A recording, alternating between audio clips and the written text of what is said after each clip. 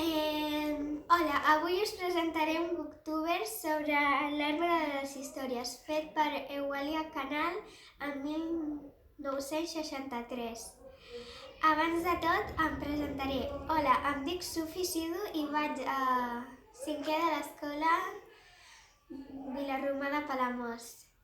Aquest llibre, l'arbre de les històries, va sobre que desapareixeran les biblioteques i els llibres i seran substituïts per càpsules de lectura.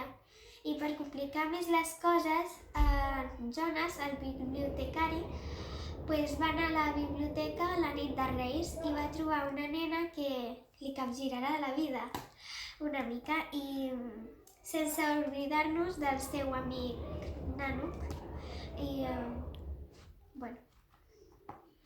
Una cosa per la que he agafat aquest llibre i l'he escollit perquè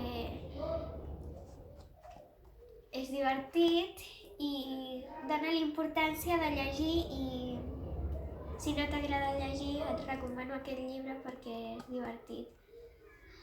I alguna cosa que no m'ha agradat, si la vols saber, llegeix-te el llibre perquè no te la diré.